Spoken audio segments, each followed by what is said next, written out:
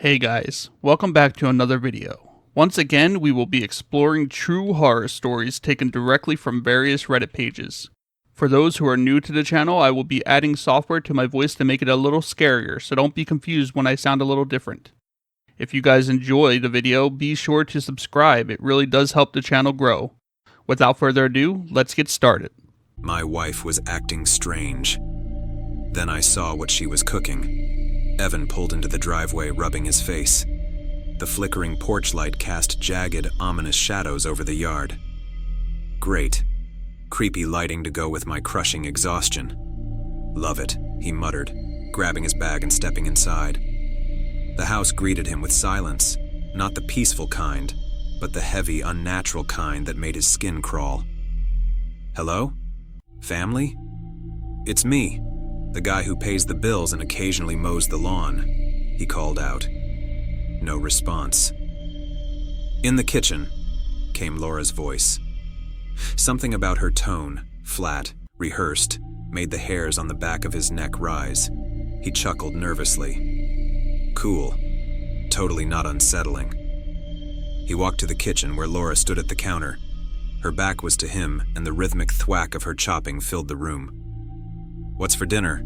He asked, forcing a light tone. Dinner, she replied without turning. Evan stepped closer, catching sight of the cutting board.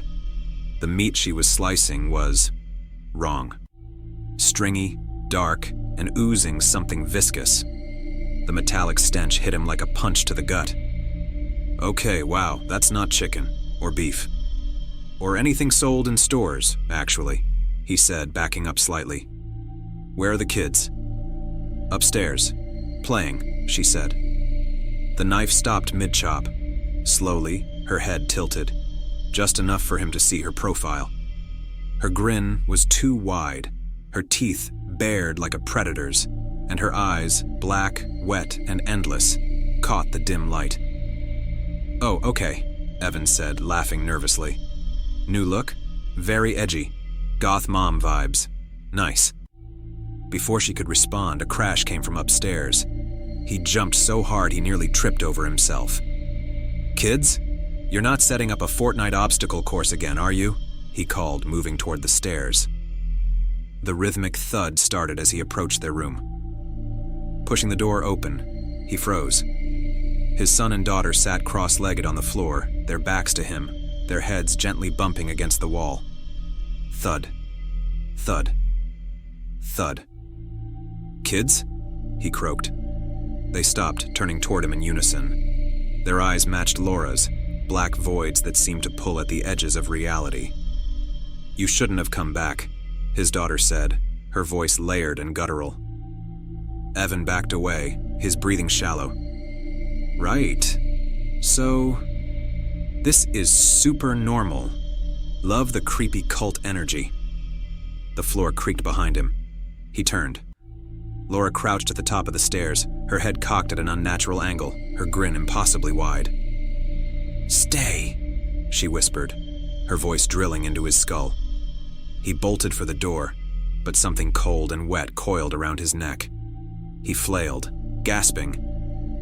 What is it with you people in the neck? Laura crawled toward him as the lights flickered violently. Her face was the last thing he saw, stretched, grinning, and inhuman, before the darkness swallowed him. I've never seen my wife this happy before, and it's starting to worry me. I watched her through the window, laughing in the garden. Her laughter wasn't melodic. It was brittle, cracking through the air like snapping twigs. Rachel had always been practical, reserved even, but in the last few days she transformed into someone I hardly recognized. At first, I chalked it up to her new museum job, cataloging ancient artifacts. She came home flushed with stories of forgotten relics, her excitement spilling into long monologues. Then, a few nights ago, she brought it home. The mask. It was grotesque. Blackened with age, its surface carved with swirling patterns that shimmered faintly. But its grin unnerved me most. Impossibly wide, with jagged teeth etched deep into the wood. It's for inspiration, she said, setting it on the mantel. Isn't it delightful? I didn't respond. That night, I dreamed of her standing at the foot of our bed, the mask in her hands. Her face was hidden in shadows, but her laughter rang, dry and hollow. When I woke, the mask had shifted on the mantel, its smile tilted as though mocking me. By the third day, Rachel stopped coming to bed. I'd find her in the living room at odd hours, murmuring to the mask, her fingers tracing its edges while candlelight cast dancing shadows on the walls. Rachel, you haven't been yourself lately. That mask, I began this morning. It listens to me, she interrupted, her voice low but fervent. It knows me. You're scaring me, I said, reaching for her. She recoiled. Don't touch me, she snapped, her eyes wild. You don't understand. You never have. The rest of the day passed in uneasy silence. Now, as I watched her from the window, her laughter rang louder, climbing to a pitch that made my neck prickle. She was barefoot, spinning in lazy circles, her head thrown back. The mask, strapped tightly to her face, gleamed under the moonlight. I stepped outside, the scent of damp earth thick in the air. Rachel, I called, my voice trembling. Take that thing off. She froze mid-spin, her head snapping toward me unnaturally fast. The mask's hollow eyes locked onto mine. I can't, she said softly. Her voice was layered now, her usual tone intertwined with something deeper, raspier. It's a part of me. Her hands reached for the mask's edges, but instead of removing it, she pulled it tighter. Her laughter erupted again, a sound too large for her small frame. It filled the garden, the house, the world. And then, she was gone. All that remained was the mask, lying in the grass, its jagged smile turned upward. 2 months after my boyfriend died, I saw a crow carrying his torso. Jem died on prom night, alone and crumpled in the road, shattered into pieces. The person who hit him swiped the ring he was going to propose to me with. We're burying what we could find.